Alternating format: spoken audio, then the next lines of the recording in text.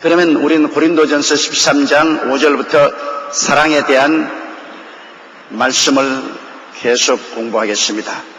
우리 13장 5절을 공부하겠는데, 물에 행치 아니하며까지는 했습니다. 향치 아니하며 자기의 유익을 굳지 아니하며 성내지 아니하며 악한 것을 생각지 아니하며, 전문에 물에 행치 아니하는 말은 했습니다. 사랑은 자기 유익을 굳지 아니한다. 탐욕이 있는 사람은 전부 내게 주시옵소서, 내게 주시옵소서, 자기 유익을 구합니다. 탕자에 비워보십시오.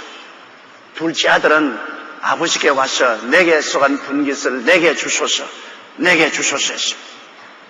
아직 장가도 들지 않고 살림을 분가할 처지도 못 되는데 이 사람이 세상 유혹에 빠져서 아랑곳하지 않고 자기 유익을 구합니다. 아버지의 권세를 무시하고 아버지 권위를 떠나서 먼 나라 가서 홀로 허랑방탕하고 살고 싶어서 내게 있는 분깃을 내게 주소서, 내게 주소서, 내게 주소서, 자기 유익을 구합니다. 이기주의고 탐욕에 잡힌 사람입니다. 탐심은 곧 우상 숭배입니다. 탐욕을 섬기는 것이에요. 탐욕이 자기 신이 되는 것입니다. 그래서 탐욕이 꽉 마음에 차면은 아무도 안 보여요. 자기밖에 안 보여요. 내게 주소서, 내게 주소서. 탐욕이 꽉 들어 찬 남편은 아내와 자식들이 눈에 안 보입니다. 전부 다 자기가 살아가는데 하나의 도구로만 생각하죠. 탐욕으로 꽉 들어 찬 아내는 남편도 자식도 안 보입니다. 자기의 삶의 쾌락과 삶의 목적을 위해서 다 이용하죠. 탐욕에 꽉 들어 찬 자식은 부모를 죽이기도 합니다. 여러분 신문에 봤지요. 대학 교수인 아버지와 할머니를 죽인 회영무도한 아들에 대한, 어떻게 존속살해를 합니까? 부모를 어떻게 죽입니까? 정말로 이것은 인면수심이죠. 사람의 얼굴을 가진 짐승이죠. 어떻게 부모를 죽입니까? 그러나 현실로 그런 일이 일어나고 있는 것을 보게 될 때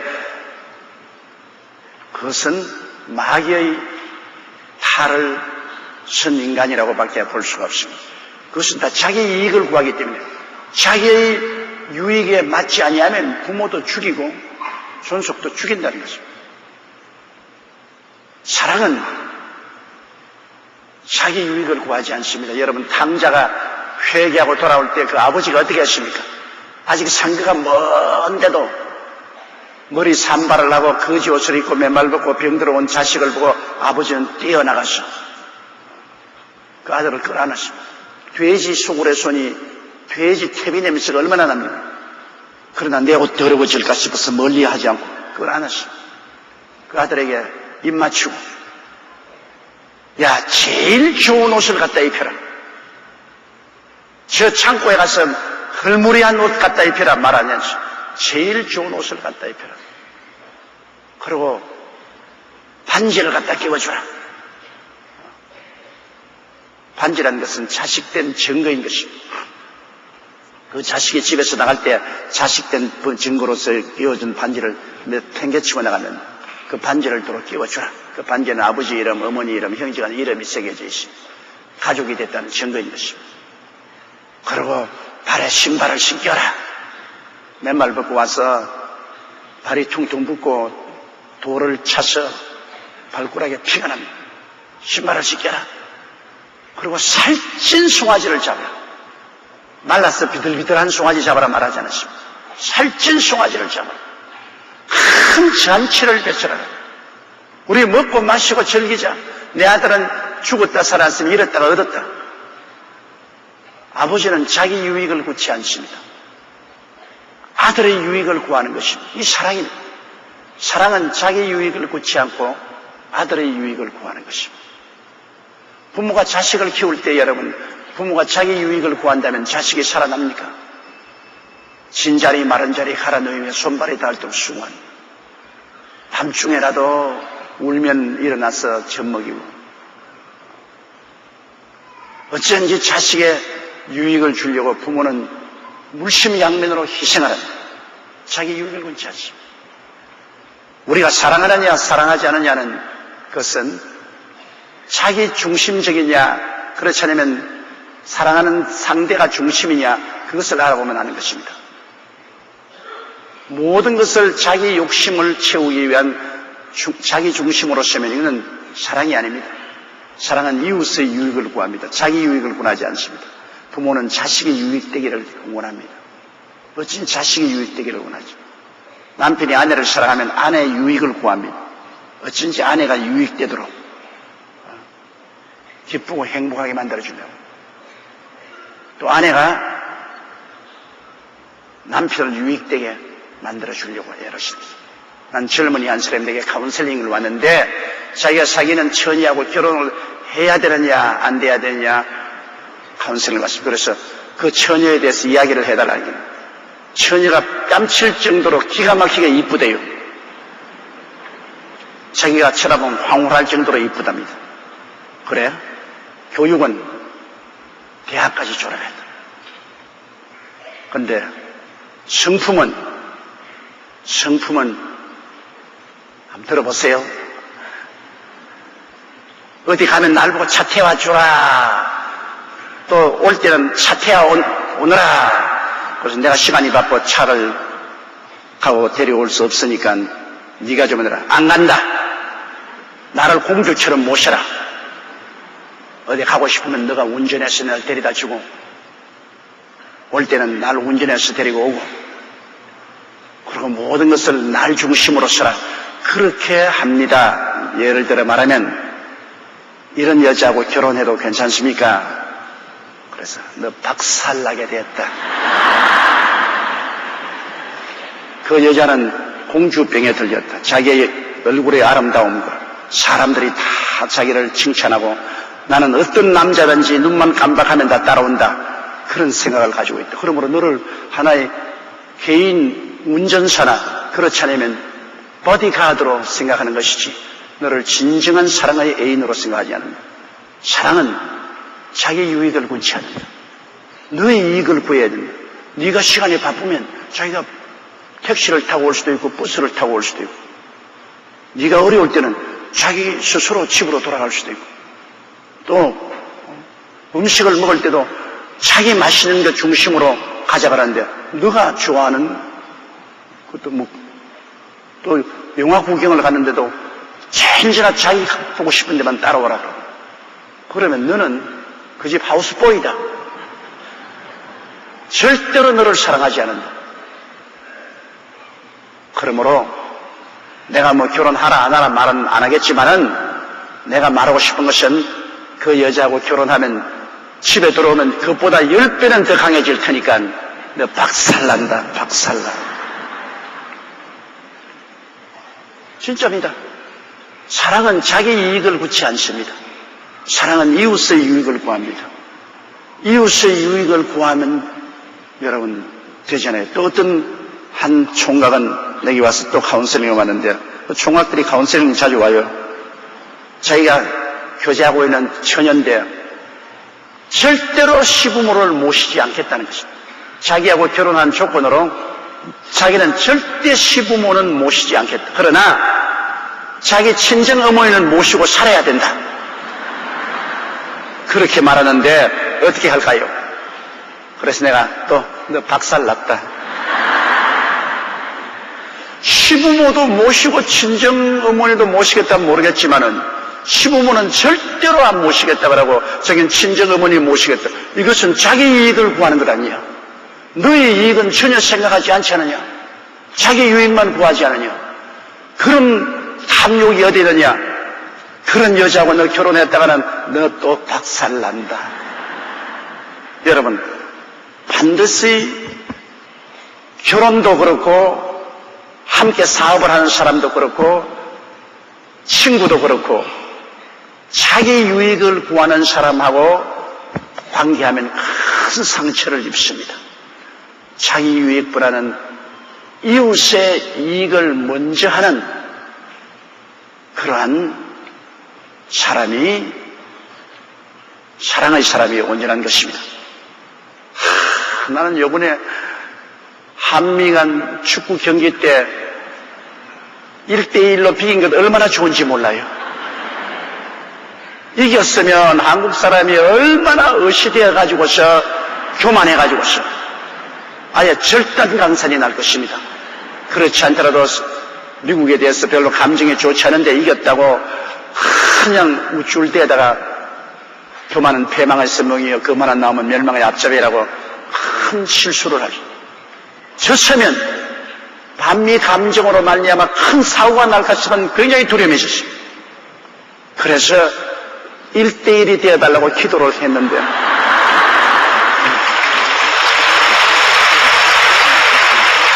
정말 기가 막히게 1대1이 되었어요. 내가 보기에는 안정환이가 머리로 받아서 들어간 것은 기술도 있겠지만 하나님이 그렇게 해주신 거예요. 안 그랬으면 정말로 미국과 한국 사이에 어려운 긴장이 있을 것인데 이렇게 되니까 이제는 우리가 마음 놓고 미국을 응원할 수도 있고 또 미국 사람이 마음 놓고 한국을 응원할 수도 있습니다. 그거 아주 잘 됐잖아요. 하나님이 하신 일은 절묘합니다. 언제나 내 탐욕만 중심으로 하면 싸움이 나요. 다른 사람 이익을 구하고 그 다음 내 이익을 구하면 싸움이 안 나요. 아주 잘 된 것이죠. 이러므로 사랑은 자기의 유익을 구하지 아니합니다. 그 다음 성내지 아니하며 자꾸 성내는 사람하고 같이 살기 힘들어요. 여러분 사실 고백하지만 저는 과거에 성을 참 잘 냈어요. 집에서 성을 참 잘 냈다. 그러나 고백합니다. 두고 우리 집 식구들은 나만 만나면 그런 말 합니다. 젊을 때 성 잘 냈다고. 근데 나하고도 또 난 변명을 하지. 그때 너무나 교회가 힘들고 살아가기가 힘들고 또 내가 몸이 약해서 너무나 아프기 때문에 오늘 죽을지 내일 죽을지 모르는 신경이 날카로워요. 그래서 교회는 경제적으로 너무나 힘들고 개인적으로도 삶이 너무나 힘들고 몸이 아프기 때문에 내가 신경질을 안 낼 수가 있냐. 왜 나 신경을 건드렸노? 그렇기 때문에 내가 화를 냈지. 그래도 그런 이유를 대해서는 안 돼요. 왜? 성경은 화내는 것이 하나님의 영광을 이루지 못한다고 말했습니다. 화내는 것이 하나님의 영광을 이루지 못한다. 성을 내면은 성낸 자기의 마음에도 큰 자괴감이 생깁니다. 자기의 존경심이 없어져요. 성을 내면은 자존심이 상합니다. 자기의 존경심이 없어지고 다른 사람에게는 굉장히 충격을 가죠. 그러므로 성을 잘 내는 사람치고 자존심이 있는 사람 없습니다. 자기 열등감, 자기 비하감에 허덕이죠. 성을 잘 내는 사람. 그리고 다른 사람에게 정신적인 스트레스를 가하고 고통을 가해줘요. 제가 옛날에 불광동에서 개척할 때 참 마귀가 희한하게 주일날이면 최하실 목사님하고 나하고 싸움을 붙게 만드는 거예요. 다 괜찮다가 주일날 아침이 되면 무슨 일 때문에 말다툼을 하는데 말다툼을 하고 나면은 성령께서 다 떠나가 버려요. 강단에 서면은 성령은 안 계시고 나만 있어요. 입을 열면 목이 얼마나 마른지요. 여러분 성령이 계시면 설교할 때 속에서 생수가 흘러나옵니다. 생수가 뱃속에서 흘러나와요. 안 해본 사람은 기억 안 날 거예요. 우리 셀리더 여러분도 성령이 충만하면 하나님 말씀 전가할 때 말씀이 생수와 같이 흘러나옵니다. 그런데 성령이 떠나면은 얼마나 속이 메마른지 더운 김만 확 나오지 홧김만 나오지 생수는 안 나와요. 그러니 주일마다 싸우니까 그냥 강단에 올라가면 홧김만 나오고 생수는 안 나오고 그리고 고함만 꽥꽥 지니까 교인들이 잠만 자고 귀신도 안 쫓겨나고 참 마음이 걸어서 내가 늘 최 목사님 왜 주일만 되면 나 신경을 건드리냐고 하면 내가 언제 너 신경을 건드리냐. 너가 내 신경을 건드렸지. 서로 그러면 그때 굉장한 마음에 자괴감이 생깁니다. 나는 주의 종이 될 자격이 없다. 이렇게 해서 무슨 주의 되겠냐. 그만 하나님 사업을 포기해버릴까 하는 부정적인 마음이 생겨나게 됐어요. 그러나 어느 날 하나님 성령께서 예수님이 보혈로 무장을 하라. 예수님이 보혈로 매일 무장을 하라. 아침에 일어나자마자 주일날 하나님 보혈로 덮어주시고 보혈로 마음을 덮어주시고 보혈로 무장하게 해주시고 보혈로 덮어주시옵소서. 보혈을 주장하고 보혈을 의지하고 난 다음에는 그 다음부터 싸움이 없어지기 시작했습니다. 무슨 말을 해도 마음에 충격이 안 와요. 보혈로 무장되어 있으니까. 그 다음부터 성령의 생수가 강같이 넘쳐나오는 것을 체험했습니다. 사람이 사니까 성을 안 낼 수가 없어요. 왜? 사람마다 다 근본적으로 태어난 기질을 가지고 있으니 성이 급한 기질을 가진 사람도 있고 느릿느릿한 사람도 있는데 성격이 급한 사람은 충격도 쉽게 받고 성을 내요. 성을 정 안 낼 수는 없어요. 그러나 그것을 가끔가다가 내야지 자주 내면 효과가 없어요. 그것도 가끔가다 내면 좀 효과가 있었는지 모르겠지만 자주 내면 지금 원래 습관이 지금 성잘 내는 습관이라고 아주 사람 우습게 되고 말아요. 예수님의 보혈을 주장하십시오. 주여 보혈로 덮어주십시오. 남편이 막 성내기 할 때, 아내가 성내기 할 때 주여 보혈로 덮어주십시오. 원래 부부간에 말다툼 하면은 있는 말 없는 말 다 끄집어내어서 상대편 속을 확 뒤집어 놓으려고 하는 겁니다. 그 원래 목적으로 뭐 있는 말 없는 말 다 해가지고 길을 쓰고 상대방의 뱃속까지 다 뒤집어 놓아야 속이 시원하거든. 그래 막 악을 쓰고 막 뒤집어 놓는데 그걸 따라 팔짝팔짝 뛰면은 굉장히 스트레스에 걸리고 혈압이 높아지고 온갖 나쁜 호르몬이 다 분출하고 마음도 몸도 병들게 돼요. 그러니까 그때 여러분 제일 썩물을 달게 할 수 있는 것은 예수 그리스도의 십자가의 보혈밖에 없는 것입니다.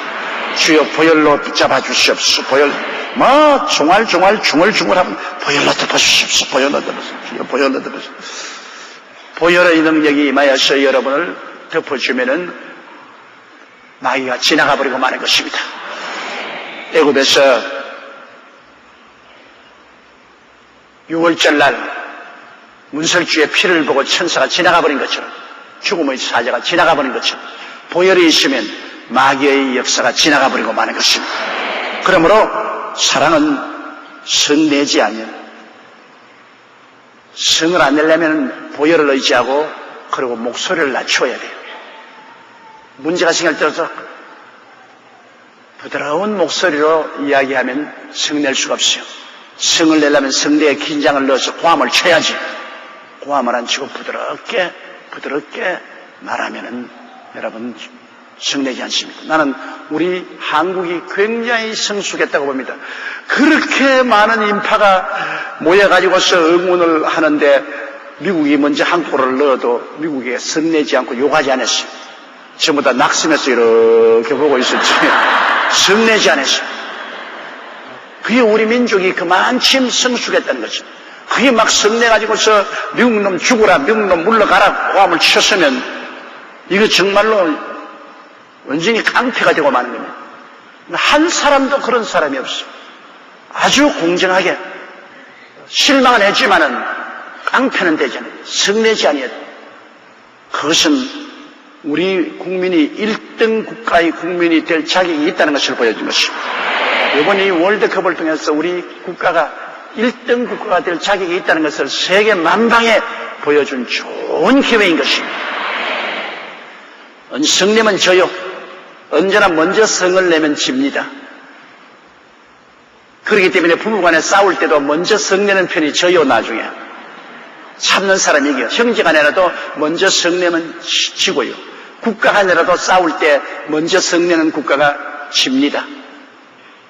성을 안 내는 개인이나 단체나 국가가 이기죠. 그러므로 우리는 사랑을 실행해서 성내지 아니하며 사랑은 악한 것을 생각지 아니하며 마귀는 우리 가운데 생각을 집어넣어 줘가지고서 우리를 조종합니다. 그러므로 아주 착하고 좋은 성도라도 엉뚱한 짓을 하는 것은 마귀가 악한 생각을 집어넣어 주게 됩니다. 아담과 하와가 여러분 선악과 따먹은 거 보십시오. 그 왜냐? 마귀가 악한 생각을 집어넣어 주었습니다. 마귀가 뭐라고 했습니까? 그 선악과를 따먹어도 결코 죽지 아니하리라. 네가 먹는 말에는 눈이 밝아 하나님처럼 된다는 악한 생각을 집어넣어 주었습니다. 그 생각이 그러하니 그 위인도 그러하다고 생각을 따라야죠. 그 생각이란 무섭죠. 마귀는 언제나 우리 생각을 통해서 조정하는 것입니다. 잘못된 생각은 큰일 나죠. 그런데 사랑은 이 악한 마귀가 와서 우리에게 악한 생각을 집어넣어 줄 때 그 생각을 우리가 받아들이지 아니한다. 다시 말하면 사랑하는 사람은 말씀 위에 써야 되는 것입니다. 말씀에 틀리는 생각은 다 악한 자의 생각인 것입니다. 와서 야 이거 뭐 성수주의를 할 필요 있느냐? 날씨도 이렇게 좋고 뭐 하루 좀 성수주의라도 안 해도 괜찮다. 그러므로 오늘 상마들로 야유회 놀러 가자. 악한 생각입니다. 성경엔 안식일을 그렇게 시키라 했죠. 그런데 타당화하거든. 악한 생각, 마귀가 그렇게 말하면 그래 맞았어. 뭐 꼭 성수주의를 할 거 있냐? 그러니까 오늘 하루쯤은 쉬자. 한 번 마귀의 올무에 걸려들면 점점 깊이 올매버리죠. 야 11조 나저 성공해서 크게 잘 되거든. 왕창 내라. 그때 왕창. 지금 회사도 어렵고 생활도 어려운데 지금 11조 때문에 어떻게 하냐? 장차 잘 되거든. 왕창 내라. 안 내라 그건 아니야. 내야 돼. 너 반드시 내야 돼. 그러나 나중에 모았다가 왕창 내라. 지금 낼 필요 없다. 마귀는 되게 묘묘하게 말합니다. 그 말을 듣고 그 마귀는 맞다 뭐 지금 어려운데 지금 다 쓰고 나중에 왕창 내면 되지 않느냐. 안 내라 그거 안 해요. 그러나 하나님 말씀에 어긋나거든. 11조와 헌물을 반드시 드리라고 했는데 나중에 왕창 내겠다 치고 내는 사람 한 사람도 없거니와 나중에 왕창 망하고 난 다음에 아이고 그때 낼 걸 한 사람은 많아요. 내게 와서 말해 아이고 목사님 그때 한참 잘 될 때 그때 11조 낼 걸 가지고서 많이 돈 모아서 왕창 내겠다고 생각하다가 못 냈습니다. 그런 많은 사람 그 마귀에 속았습니다.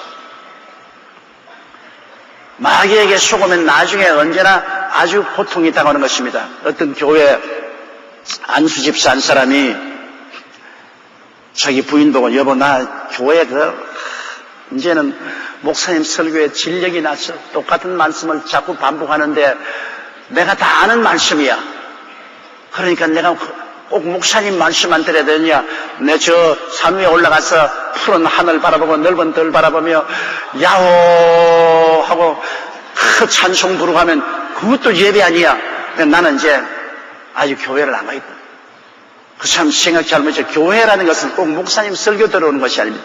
교회는 그리스도의 몸이라 예수를 만나러 오는 것입니다.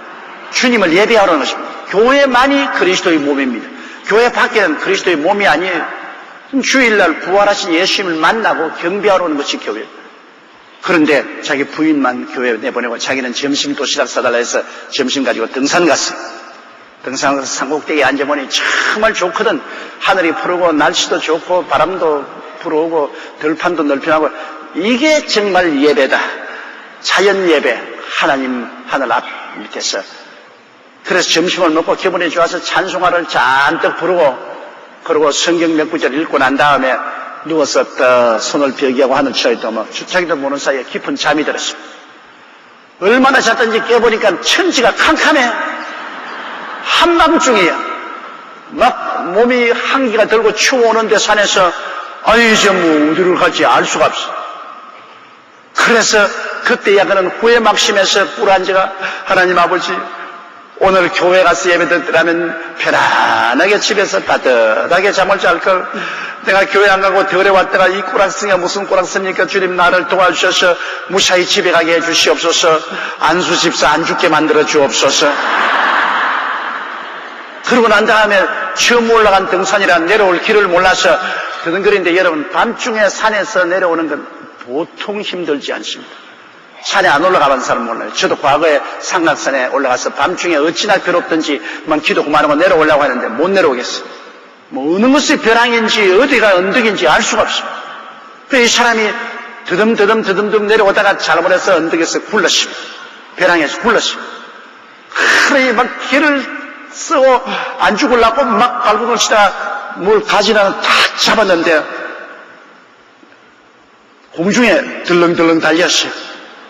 그래서 사람 살려라! 고함을 치는데 밤중에 사람 살려줄 사람이 어디 있어요?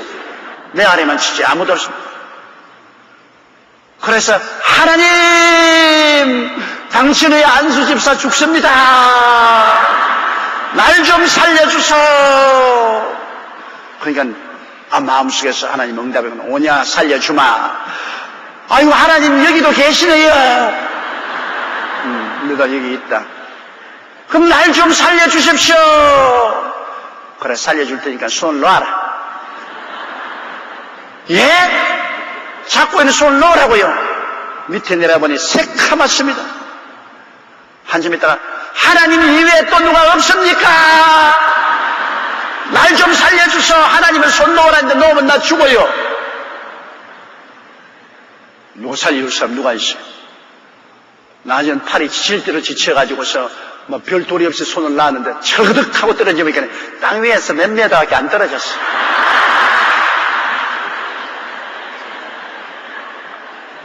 우리가 하나님을 믿는다고 하면서 좀처럼 손을 놓지 않아요. 끝까지 인간의 수단과 방법의 나무가지에 매달려 있어요. 하나님이 손 놓아라. 그냥 내게 살든지 죽든지 흥하든지 망하든지 성하든지 내게 맡겨버려. 맡겨라. 그래도 사람들은 안 맡깁니다. 누구 날 도와줄 사람 없어요? 하나님 이외에 누가 없어요? 나중에 정 죽게 되면 손 놔버리지. 조금이라도 살만하면 잡고서 안 놔. 이게 인간입니다. 하나님께 온전히 맡기면 하나님이 책임져 주시겠다고 했는데 말은 아멘 하면서 여러분 맡기나요? 안 맡깁니다. 나중에 하도 못 타서 이제는 어찌할 도리가 없을 때는 자연적으로 포기해버리니까 맡기는 것이지, 평범할 때는 사람은 끝까지 자기의 수단과 방법과 지혜와 자기의 능력에 의지하는 것입니다. 그런데 마귀는 끝까지 인간의 머릿속에 하나님을 의지하지 말고 하나님 말씀 그대로 따라가지 말라고 말합니다. 그래서 우리가 우리의 머릿속에 들어오는 여러 가지 생각을 하나님 말씀으로 검증을 해야 되는 것입니다. 하나님 말씀으로 언제나 검증을 해서 말씀에 틀린 생각은 쫓아버려야 돼요. 악한 것을 생각 안 하려면 그 생각을 검증해 가지고서 말씀에 틀리는 생각은 쫓아버려야 돼요. 그러기 위해서 성경을 부지런히 읽어야 됩니다. 성경이 내 마음의 파수꾼이 되는 거예요. 말씀이 내 마음의 파수꾼이 돼요. 그래서 말씀을 많이 알면 알수록 여러분께서 인생을 마귀의 악한 생각에 사로잡히지 않고 하나님의 선한 축복을 받고 살아갈 수가 있는 것입니다. 사랑은 악한 것을 생각지 않습니다. 악한 것을 생각하면 그 생각이 그 사람을 악하게 만들어주는 것입니다. 선한 것을 생각하는 사람은 선하게 만들어줍니다. 생각이 그 사람의 인격을 형성하기 때문인 것입니다. 사람이 보는 것으로 생각이 달라지잖아요. 맹모 삼천지조라는 옛 우리 한국 동양의 이야기를 했잖아요. 맹자가, 어머니가 맹자를 기르는데 공동묘지 곁에서 사니까 매일 장례식만 보니까 맹자가 늘 놀면서 어하옹 어하남자 어하옹 이제 가면 언제 오나 어하옹 어하옹 그 노래만 저거 부르거든.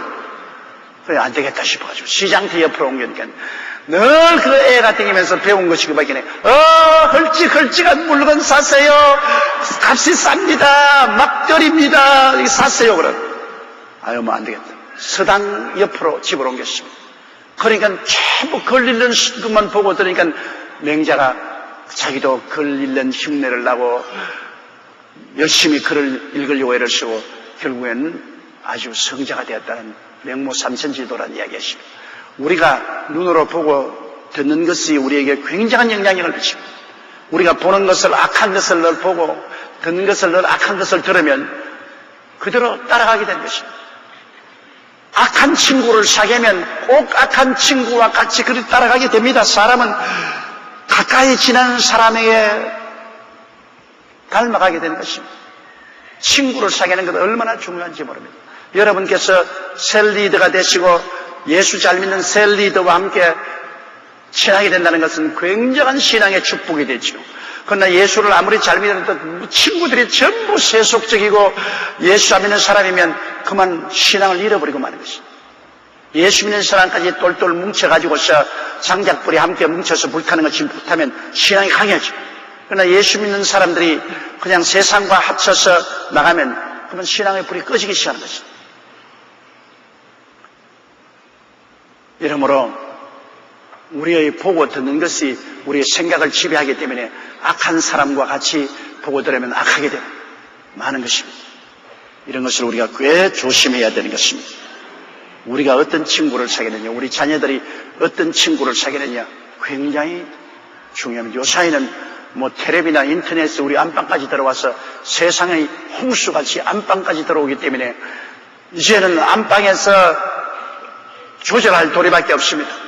안방에서 세상을 우리가 차단하고 점점 더 하늘나라가 가까워지기 위해서는 우리가 무엇을 보고 듣는가를 조심하고 차단하는 도리밖에는 별 도리가 없는 것입니다. 6절요. 불의를 기뻐하지 아니하며 진리와 함께 기뻐하고. 자, 불의한 것을 기뻐하지 않는다. 우리가 신문에 보면 불의한 일 많잖아요. 부정하고 부패하고 탕관오리하고 이런 불의들을 많이 보잖아요. 이 불의를 보고서 잘한다 그렇게 할 수가 없잖아요. 사랑은 불의를 기뻐하지 않습니다. 불의한 것을 보면은 슬퍼하고 탄식하고 그렇게 합니다. 성경에 보면 롯이 소돔과 고모라 성에 있으면서 소돔과 고모라 성의 음란과 방탕을 보고 그 의로운 마음이 상처를 입었습니다. 그걸 기뻐하지 않았습니다. 불의를 기뻐하는 사람들은 같은 불의한 무리가 되는 것입니다. 사기꾼들은 사기꾼끼리 모이고 도둑놈은 도둑놈끼리 모이고 살인자는 살인자끼리 모이고 거짓말쟁이는 거짓말쟁이들로 모인다.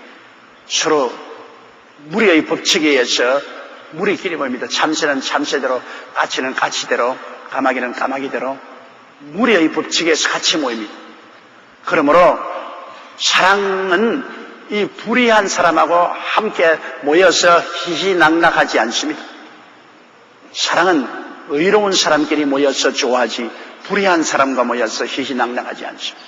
불의를 기뻐하지 않습니다. 불의한 것을 보면 마음에 슬퍼지고 고통스러워서 기쁨이 사라지는 것입니다. 의로운 것을 보면 마음이 기쁘고 즐겁고 좋습니다. 이렇기 때문에 참 사랑은 불의를 기뻐할 수가 없습니다. 진리와 함께 기뻐한다. 사랑은 진리는 뭡니까? 예수님이 내가 곧 길이요 진리요 생명. 사랑은 예수님으로 기뻐하는 것입니다. 예수님 말만 들어도 기뻐하고 예수 믿는 사람 음성조차도 즐겁습니다. 예수님이 얼마나 좋은지 말로 다 알 수 없습니다. 세월이 흘러갈수록 예수님이 좋아요. 예수님은 진리이기 때문에 하나님 아버지와 예수님과 성령 삼위일체 하나님은 진리이기 때문에 거짓이 아니고 진리고 그를 따라가면 반드시 구원의 길이 보이고 생명의 길이 보입니다. 진리는 구원과 생명을 가지고 있는 것입니다. 그러므로 사랑은 바로 진리와 함께 즐거워합니다. 예수님과 함께 즐거워합니다. 거짓과 함께 즐거워합니다. 사탄은 거짓이거든요. 거짓의 앱이 원수마입니다. 그러므로 사랑은 사탄 거짓과 함께 즐거워하지 않고 진실, 그 예수 그리스도와 함께 기뻐하고 즐거워하는 것입니다. 7절요. 모든 것을 참으며 모든 것을 믿으며 모든 것을 바라며 모든 것을 견디느니라. 자, 사랑은 무엇이냐? 모든 것을 참는다. 참는다는 것은 여러분 사랑만 참는 게 아니라 믿음도 참는 것입니다. 믿음이란 뭐냐?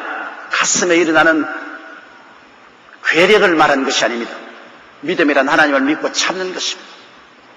모진 겨울이 다가와서 나무 잎사귀 다 떨어지고 눈 속에 파묻혀도 나무는 그 사풍에 참고 있습니다.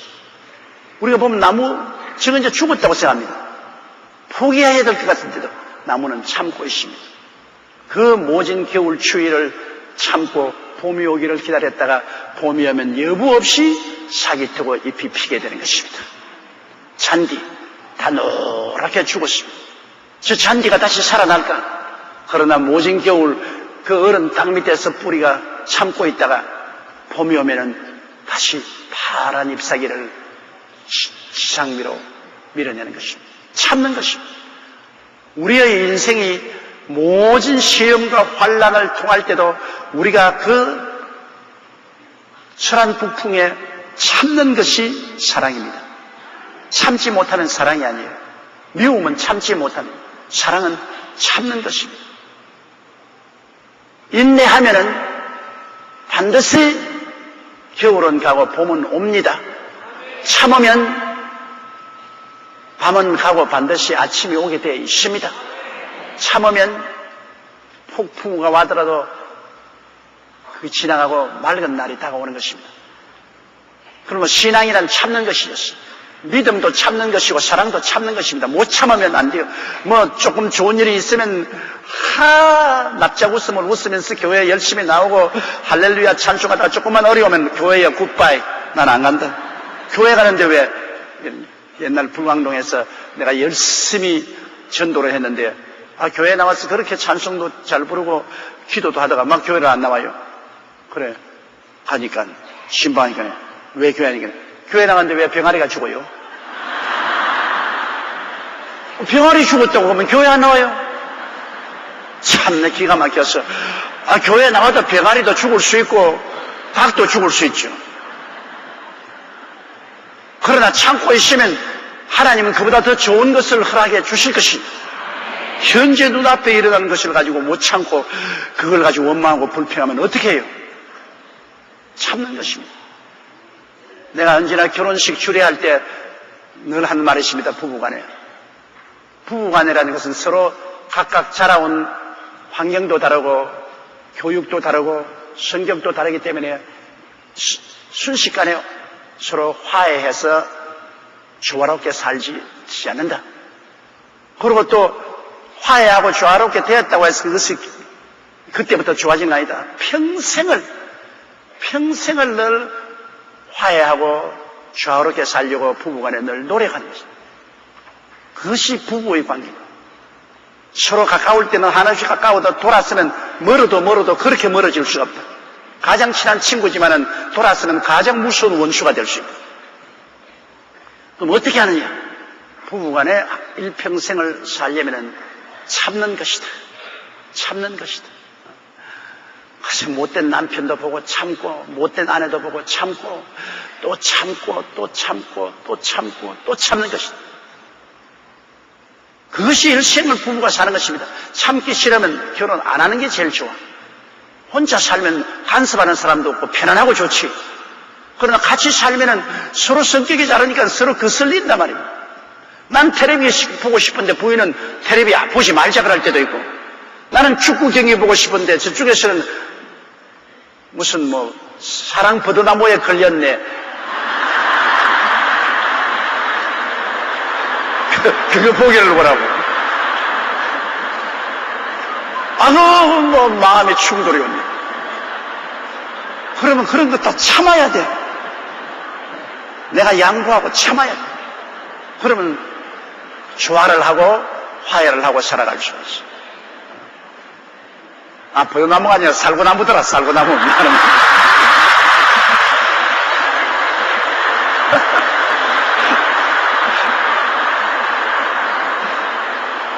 가끔 지나가는 길에 보아서 잘 못 외워야지. 그러므로 여러분, 사랑은 참는다는 것 꼭 잊지 말아야 되는 것입니다. 사랑은 모든 것을 참으며 모든 것을 믿는다. 모든 것을 믿는다. 어떻게 모든 것을 믿을 수 있냐? 이 세상이 변화무쌍한데 사람을 믿는 것이 아니라 하나님이 합동하여 유익을 이루어질 줄 믿는 것을 말하는 것입니다. 사랑이란 하나님이 좋은 것은 좋아서 좋고 안 좋은 것도 좋게 만들어줄 것을 믿는다. 예수님께서 내가 문이요. 그랬으니까 문이 없는 곳에는 예수님을 믿으면 예수님이 문이 되어주시고, 예수님이 내가 길이요 그랬으니 길이 없는 곳에는 예수님을 의지하면 예수님이 길이 되는 것입니다.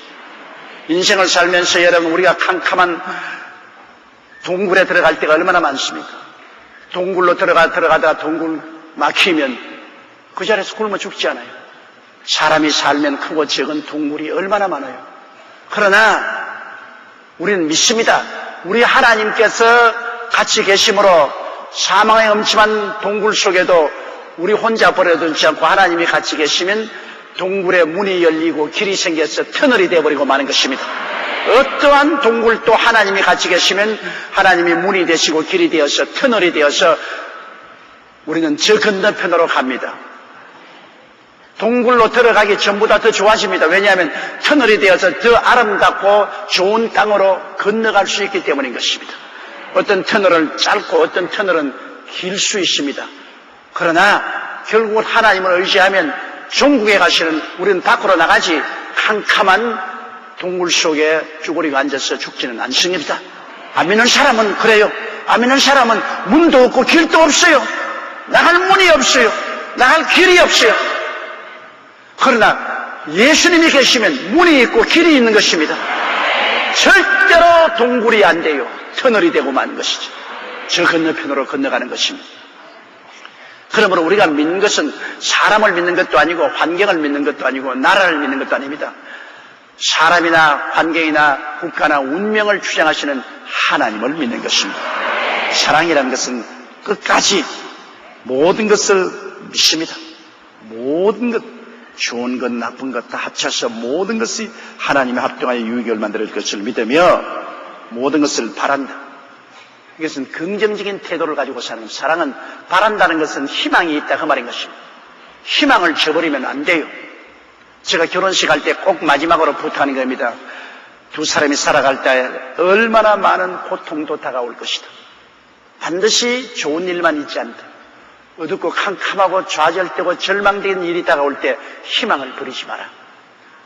내가 70이 거의 다 되도록 살아온 이 생애 속에서 정말로 많은 어두움과 캄캄함과 답답함과 좌절을 당했지만은 지금까지 살아와서 뒤를 돌아보니 언제나 희망이 있더라. 희망을 저버리지 마라. 내가 그 말을 여러 가지 젊은 카풀에게 해요. 여러분, 사랑은 바란다. 희망을 가진다.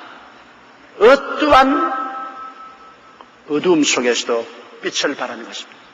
전쟁이 일어나서 황무지가 된 곳에도 봄이 오면은 또다시 풀이 나고 꽃이 핍니다. 사람들은 전쟁의 살상을 가져와서 포탄을 떨어뜨리고 전체를 황무지로 만들고 다시 그곳에 풀이 나고 꽃이 핍니다. 그러므로 여러분, 우리가 우리의 삶 속에 이 바람을 저버리면 인간은 그때로부터 절망합니다. 희망이 없어지니까요. 어떠한 가정에도 희망을 잃어버리면 절망하죠. 나에게 오는 인터넷 편지에 보면 희망을 잃어버린 가정이 많습니다. 누구나 남자보다 더 많은 여성들이 이제는 우리 남편에 대한 희망을 가질 수가 없습니다. 너무나 절망입니다. 오늘 또 인터넷 한 곳에 보니까 여태까지 자기는 남편의 성공을 자기 성공으로 생각하고 남편의 출세를 자기 출세로 생각하고 남편만 의지하고 있는 힘을 다해서 살았는데 이제는 남편에게 배신을 당했다. 그러니 자기는 남편에 대한 기대가 다 산산으로 깨어지고 나니까 이제 살아갈 희망을 잃어버리고 말고 나는 뭐냐? 나는 어떻게 살아갈 것이냐? 희망을 잃어버리고 말고 그에 대한 대답은 뭡니까? 남편을 바라면 안 됩니다. 당신은 예수 그리스도 안에서 하나님을 바라고 살아야 되는 것입니다. 하나님을 바라고 살아야 됩니다.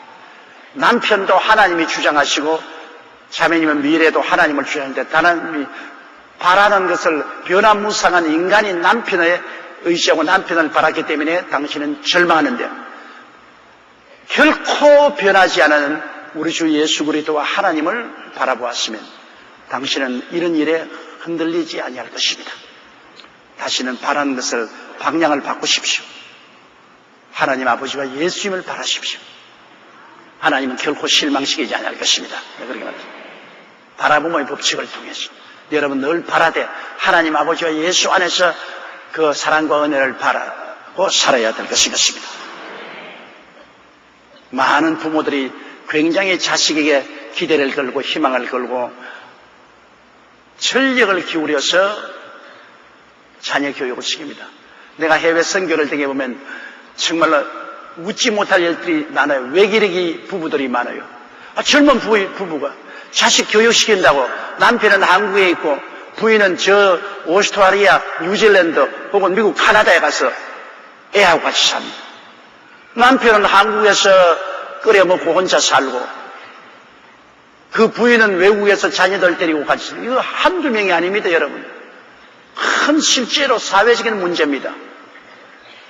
그들이 자식에 대해서 얼마나 기대를 하고 바라고서 그렇게 희생을 하지만 나중에 자식이 자라서 그 부모에게 그 희망과 기대를 채워주느냐? 채워주지 못합니다. 딸은 나무 아들 좋은 일 시키고 아들은 나무 딸 좋은 일 시키고 그리고 부모는 다 쫓던 개 지붕치라 부르시 이렇게 안 바랐는데 우리가 바란 것은 이것이 아니었는데 이럴 수가 있느냐? 그럴 수가 있지. 잘못 바랐으니까 주님을 바라야지. 왜 자식을 바라고 그런 한 번밖에 못 사는 일생을 그런 엉터리 같은 삶을 살아요? 왜 외기르기 삶을 살아요? 여러분 가운데도 그런 바보가 있거든. 지금 빨리 정신 차리세요. 그거는 완전히 바보요.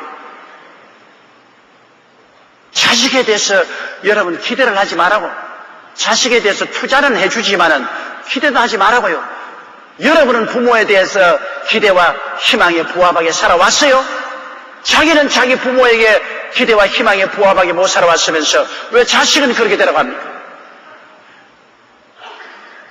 나는 이런 이야기 들어서 우리 교회 저하고 아주 친한 집안인데 그 집 아들하고 나하고 학교도 같이 다녔어요. 그런데 저는 큰 교회 목사가 되고 그 집 아들은 몸에 병들고 또 간질병이 있고 해서 신문 배달인이 됐어요.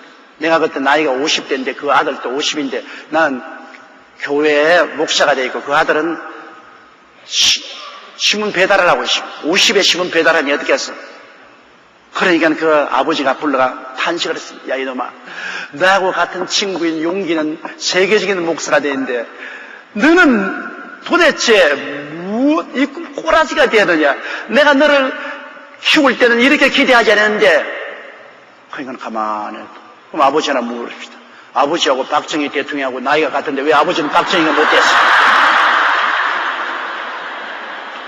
그 아버지가 무릎을 탁 치고 와, 네 바보인 줄 알았더니 바보 아니구나. 네 말이 옳다. 정말 네 말이 옳다. 그 아버지가 내게 와서 이야기하더라고요. 우리 애가 바보인 줄 알았는데 바보가 아니더라고.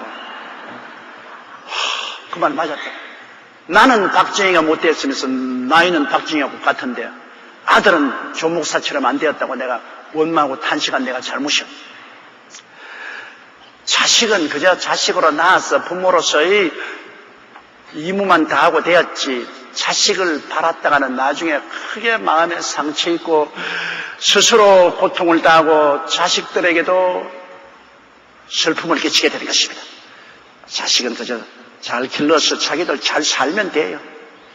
나중에 자식이 스스로 돌이켜서 부모에게 효도해주면 그거는 참으로 덤으로 좋은 일이고 안 해준들 어떻게 해요? 여러분은 잘했나요? 여러분은 못했으면서 무슨 자식 보고는 여러분 뭐 잘해달라고 그래요. 부모로서 의무를 다하고 그 다음에는 쓸데없는 부담인 기대를 버리십시오. 기대는 하나님 아버지와 예수님께 하십시오. 하나님 아버지와 예수님은 여러분 기대에 언제나 실망 주지 않습니다. 사람은 기대를 하면 기대한 만큼 큰 실망을 가져올 수가 있는 것입니다. 그 다음 모든 것을 견디느니라. 견딘다는 것은 여러분 불편을 견딘다는 것입니다. 좁은 집에 살면 불편하죠. 견디야죠. 좁은 집에 안 살겠다고 뛰쳐나가면 어떻게 하겠습니까? 좁은 집에 살면 불편하죠. 나는 언제나 옛날에 우리가 개척할 때 좁은 어느 집에 살은 적이 있습니다. 어느 집, 좁은 집에 사는데 바로 우리가 들어있던 내가 들어있던 집이 공동 판자촌의 화장실 옆에 있었습니다. 제일 값이 사니까. 그런데 화장실 옆에 있으니까 제일 문제가 화장실에서 다니던 쥐가 우리 부엌에 그냥 와가지고서 화장실도 먹고 우리 음식도 먹습니다. 그러니까 뭐 그 위생상 아주 좋지가 않고, 그리고 또 화장실에 가면 공동주택으로 화장실을 쓰기 때문에 산더미처럼 쌓였어요. 산더미처럼. 그러니까 요 사이도 좋지 않은 일이 생기면 그때 화장실 꿈을 꿉니다. 너무나 들어가면 막 물판이고 막 대변판이고 막 산더미처럼 쌓여, 그 정신적인 고통이 많아져. 그러나 견뎌야지 어떡합니까? 그때는 우리의 삶이 그런 정도밖에 안 됐으니까. 그런데 바로 옆에 그때 누가 살았냐? 이기붕 씨가 살았습니다. 이기붕 씨, 서대문에. 제2의 청와대로 화려한 집을 짓고 매일같이 밤에 트럭이 와서 지하실을 파내갑니다. 지하 궁궐을. 근데 그걸 보면 저는 뭐 또 우리와 견줄 수 없는 천국에서 살고 우리는 화장실에서 살고, 그렇다고 내가 우리는 자살해버리고 말자 아직까지 그렇게 하면 죽는 지만 손해 나지 뭐 누가 손해 날 겁니까? 참고 견디자. 견디는 겁니다. 이 어려움과 이 불편함을 견디자. 견디면 좋은 날이 다가오지 않아요. 지금 그 이기붕 씨는 온데간데 없어도 나는 화장실 대변을 먹고 온 쥐하고 같이 살았는데도 불구하고 나는 지금 살아있잖아요. 견디는 겁니다, 여러분. 현실이 어렵다고 해서 자꾸 치우면 안 돼요. 성경에 보면은 남편을 5이나 갈아치우고 6번째 사는 수가성 우물가에 여인이 있었는데 예수님이 뭐라고 했는지 압니까? 네가 이 우물물을 마시면 또다시 목말라진다. 상징적인 말인 것입니다. 첫째 남편, 둘째 남편, 셋째, 넷째, 다섯째 갈고 6번째 있어도 또 목마르다는 겁니다. 갈아 지켜봤자 별 볼 일 없다.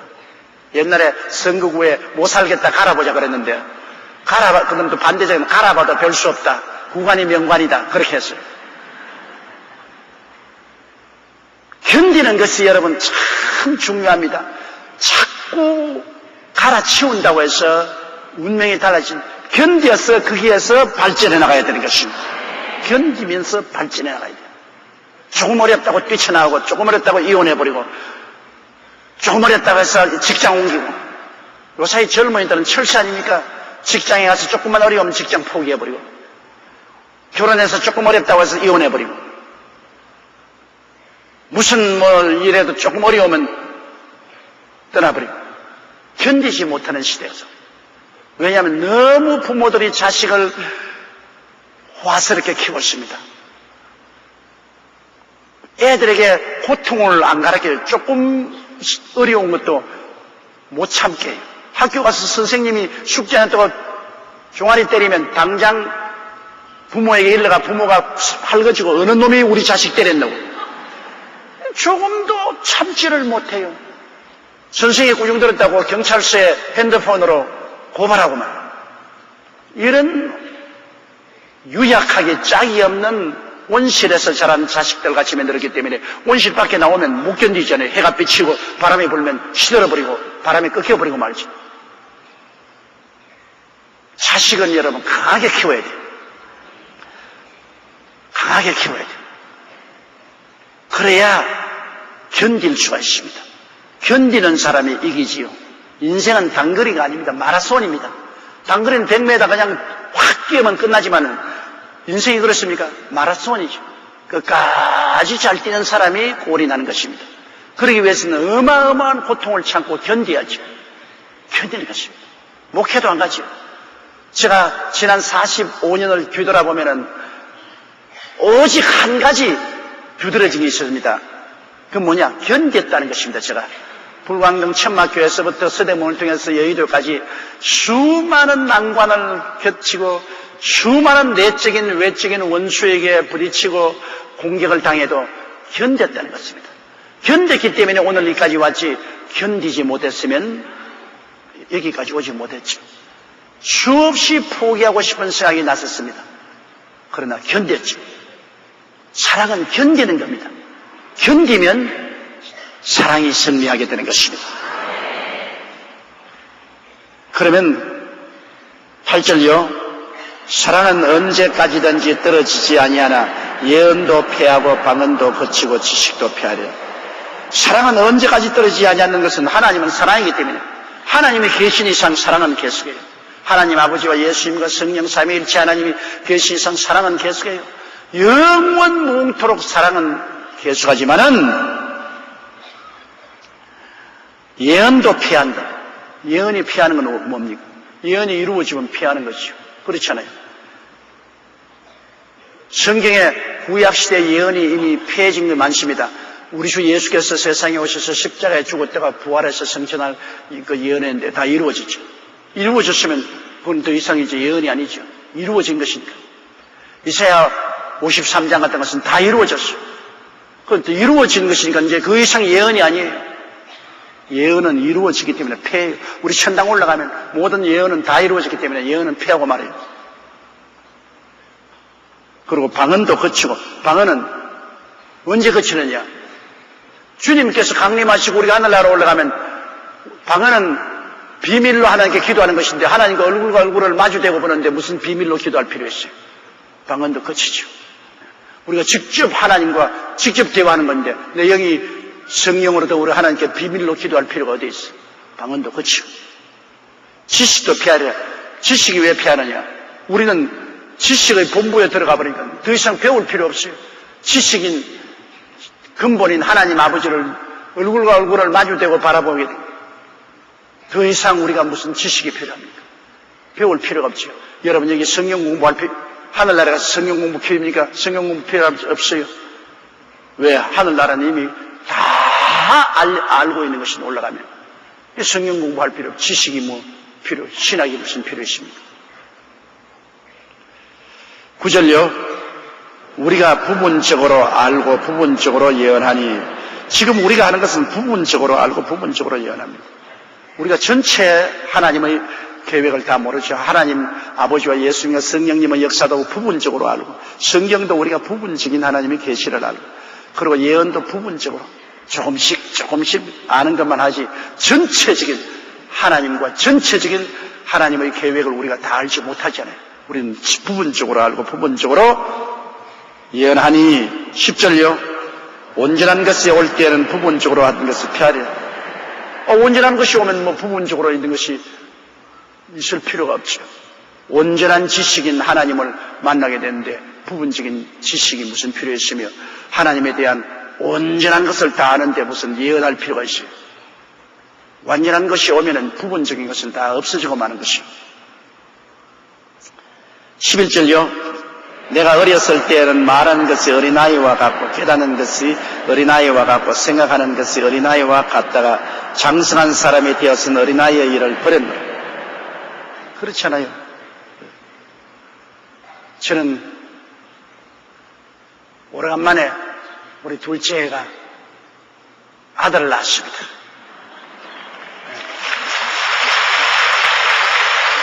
그런데 이름은 제가 성욱이라고 지었습니다. 승리할 때에다가 빛날 욱자를 해서 승리가 빛날 것이다. 성욱이라고 이름을 지었는데, 이놈이 그렇게 빨리 자란지요. 어찌나 빨리 자란지. 지금은 그래도 내가 무슨 말을 하면 종알종알하고 웃고, 그런데 그렇게 아주 귀여울 수가 없어요. 그런데 걔가 계속해서 그렇게 와와와와 하고 중얼거리면 하고 그렇게 웃으면 큰일 나죠. 어린아이 때만 그렇게 해야 이쁘지 장성해가지고 자꾸 옹알거리고 있으면 큰일 나죠. 어린아이 때는 어린 짓을 하고 성장하면은 어린아이 것을 버려야 되는 것입니다. 우리가 초등학교 다닐 때 보니까 내가 8살에 그때는 시골이니까 초등학교 1학년이었는데 학교 갈 때 우리 친구 집에 오면 임마 뛰어가서 엄마 젖을 먹고 젖을 빨아요. 나 그때 참 우습더라고요. 8살 먹는 놈이 엄마 젖을 먹어요. 그때는 그런 애들이 많이 있었어요. 막 학교 마치고 그냥 뛰어가서 엄마 저 쫙 그 엄마 아이고 이 새끼야 그러면서 구구등을 좀 8살 먹는 놈이 저 젊어. 나는 형제간이 너무 많아가지고서 내가 8살 때는 벌써 내 동생들이 쫙 있었기 때문에 엄마 저 구경도 못했어. 그런데 아들 하나밖에 없는 집에서는 8살까지 엄마 저 젊었어. 그 어린아이를 안 버려요. 그 얼마나 창피합니까? 성장했으면 어린아이를 버리고 젖 먹지 말고 밥을 먹어야지. 그러므로 이 성경도 우리 예수 믿는 것도 꼭 한 가지인 것입니다. 우리가 예수를 믿고 신앙이 장성하면 처음 예수 믿을 때 의리광 부리던 그런 의리광 부리는 신앙을 버려요. 셀리드가 와야 전화 걸어서 내일 주일입니다. 꼭 교회 나가서 아유 내일 바쁜데 바쁜 게 뭡니까? 꼭 주일날 나가야지요. 와서 끌고 나가고 억지로 끌고 나오고 그 다음엔 또 예 버리고 난 다음 셀리드가 없는 것도 다 떼가지고 또 같이 점심 식사도 사주고 항상 그렇게 사줄 줄 알아요. 항상 끌고 다니고 잘하면은 스스로 교회 나와야죠. 이제 자기도 남에게 점심 사줄 줄 알아야죠. 항상 끌려다니고 항상 얻어먹고 다닐 수는 없잖아요. 교회 와서 미리 와서 자리 잡아주고 상전 대접을 해주는 것은 어린아이 때 그렇게 한답니다. 장성하면 그렇게 안 해요. 장성하면 이제 자기 앞길을 자기가 보고 살아야지. 그러므로 신앙생활에도 어린아이 때가 있기 때문에 양육원이 필요하지. 양육하는 사람이 같이 기도도 해주고 성경도 해석해주고 돌봐주고 양육원. 잘하면 이제 어린아이를 버리고 자기도 양육원이 돼야지. 어린아이를 버려야지. 12절요. 우리가 이제는 거울로 보는 것 같이 희미하나 그때는 얼굴과 얼굴을 대하여 볼 것이요. 이제는 내가 부분적으로 아나 그때는 주께서 나를 아신 것 같이 내가 온전히 알리라. 요사이 거울이야 얼마나 좋습니까? 요사이 거울을 들어보면 자기가 거울 안에 있는지 거울이 자기 안에 있는지 모르게 분명해요. 제가 한번 외국에 갔다가 호텔에 들어가서 기절초풍을 한 일이 있습니다. 왜냐하면 내가 옷장에 문을 열어놓고 왔는데 옷장 그 안에 그 길이 있어서 옷 입고 보라고 거울이 이렇게 있는데 나는 무심코 와서 옷 벗으려고 들으니까 어떤 사람이 내 앞에 서 있어. 내가 와! 하면서 놀랐는데 보니까 거울에 있는 그 사람도 와! 하면서 놀래요. 내가 나를 보고 얼마나 놀랐는지 말도 못해요. 거울이 요새 얼마나 멋있게 만들었던지 무심코 그 거울인 줄 모르고 옷 벗으려고 달리다가 한 사람이 떡 서 있게 얼마나 내가 놀랐는지. 그래서 요 사이는 내가 해외에 가면 먼저 거울이 있는가 살펴봅니다. 안 놀라려고. 그러나 옛날에 바울 선생의 기록할 때 거울은 어떤 거울이냐. 요 사이 같이 유리로 만든 거울이 아니고 놋을 갈아서 만든 것이요. 놋그릇. 이 놋을 이렇게 갈아가지고서 그래서 거울로 만들어 보기 때문에 희미하게 그저 비치죠. 희미하게 비치지 완전히 안 보입니다. 그래서 여기에 거울로 보는 것이 희미하다. 요사이는 거울로 보면 얼마나 뚜렷한지 몰라요. 그러나 거울로 보는 듯이 희미하게 보였죠. 그러므로 오늘날 우리가 하나님 아버지와 예수님과 성령님에 대해서 아는 것은 거울로 그 당시 놋으로 만든 거울로 만드는 것 좀 희미해요. 아버지 하나님을 알 것 같으면서도 모르겠고 모를 것 같으면서도 알겠고 예수님을 깨달은 것 같기도 하고 안 깨달은 것 같기도 하고 성령님은 같이 계시다는데 있는 것 같기도 하고 없는 것 같기도 하고 자꾸 희미하단 말이에요. 그러니까 자꾸 배우고 확실한 데 가려고 애를 쓰죠. 희미하죠. 그러나 이제 주님 만나면 거울이 필요 없어요. 주님을 거울로 통해서 볼 필요 없어요. 얼굴과 얼굴을 마주대고 보는데 직접 보는데 주님 거울을 통해서 볼 필요가 없죠. 확실하게 우리 주님을 알게 되니까. 또 지금은 우리가 성경을 통해서 하나님에 대한 것과 천국에 대한 것을 부분적으로 하나 그때는 주님이 우리를 아신 것 같이 우리도 환하게 아버지 예수 그리스도를 대면해서 보고 아버지 나라에 가 있기 때문에 우리가 다 알죠. 부분적으로 아는 것 아니라 다 알죠. 우리가 여러분 부활 성취하면 우리의 지혜가 지금보다는 1000배 만배로 확대될 것입니다. 그리스도를 닮아서 온 우주 만물을 다 알게 돼요. 우주 만물을 다 알게 되면 부분적으로 아는 것이 아닙니다. 13절요. 그런즉 믿음, 소망, 사랑 이 세 가지는 항상 있을 것인데 그 중에 제일은 사랑이라. 우리가 지금 사나 천국에 가나 믿음, 소망, 사랑 이 세 가지는 항상 있습니다. 그 첫째 믿음이 항상 있는 것은 우리가 하늘에 가도 하나님 아버지와 예수님을 믿거든요. 믿음이라는 것은 인간 존재의 근본 바탕입니다. 우리가 믿음 없이는 못 살아요. 여러분, 우리가 땅이 무너지지 않고 믿기 때문에 우리 땅 위에 집을 짓고 살죠. 바닷가에서 바다가 넘쳐서 덮어버릴 것이라고 생각 안 하고 한계쯤에 바닷물이 남아있을 것이라고 믿기 때문에 해변가에 집을 짓고 살죠. 저 하늘에 태양이 갑자기 식어버려가지고서 온 우주가 얼음덩어리가 될 것이라는 것을 안 믿죠. 태양이 늘 떠 있을 것을 믿기 때문에 우리가 두려워하지 않고서 내일 아침에 태양이 뜰 것을 믿기 때문에 내일을 계획할 수 있죠. 우리의 모든 삶은 믿음으로 이루어지는 것입니다. 우리가 은행을 믿고 돈을 맡기고 우리가 믿고 우체통에 편지를 붙이고 전화 다이얼을 털 때는 저쪽에 가서 전화가 지날 때는 믿고서 전화 다이얼을 털죠. 참으로 비행기를 타고 태평양이나 태평양 건널 때마다 나는 생각합니다. 10시간 넘게 비행기에 차창을 내다보고 밑에 푸른 넘실거리는 바다를 바라보고 도대체 내가 뭘 어떻게 믿고 이 비행기에 몸을 실었나 말입니다. 망망한 창공에 그 비행기 조그마한 비행기 하나 의지하고 날아갑니다. 조그마한 고장만 나도 그냥 그대로 곤두박질 또 사실 또 곤두박질 안 치나 그런 게 종종 생겨나고 있죠. 그래도 비행기가 무사히 갈 줄 믿고 올라타는 것입니다. 목숨을 걸고 비행기를 타요. 그거 타고서 탁 잠자고 있습니다. 그거 믿기 때문에. 오늘날 우리의 모든 삶은 믿음으로 말미암아 이루어집니다. 예수 믿어서 우리 천당 가고 천당 가서도 하나님 아버지와 예수님이 영원히 계시고 영원히 우리와 함께 다스릴 것을 우리가 믿음으로 말미암아 천당에 있을 수가 있는 것입니다. 믿음은 사라지지 않습니다. 믿음은 영원한 것입니다. 소망도 영원합니다. 왜?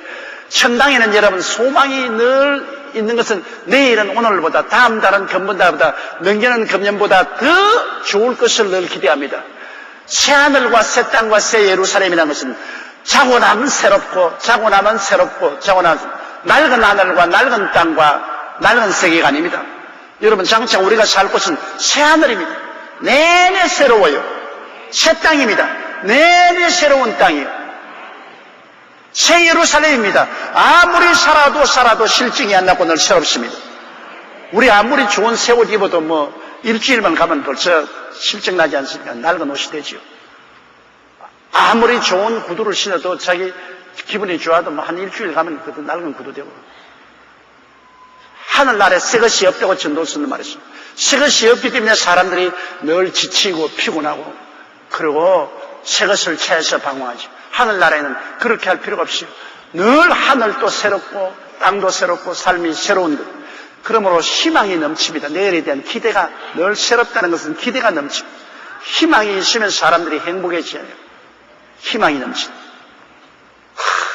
휴가 갈 날짜를 정해놓고 난 다음에는 얼마나 희망에 부풀어서 그날을 우리가 어릴 때 정말로 설날 기다리고 설날이면 좋은 옷 입고 맛있는 거 먹는다고 얼마나 날이 안 가든지 이놈의 날로 왜 빨리 좀 안 가냐고 늘 손보라요. 설날을 기다리는 그 마음, 설레이는 마음. 왜? 기대와 희망이기 때문에. 천당은 언제나 기대와 희망이 넘칩니다.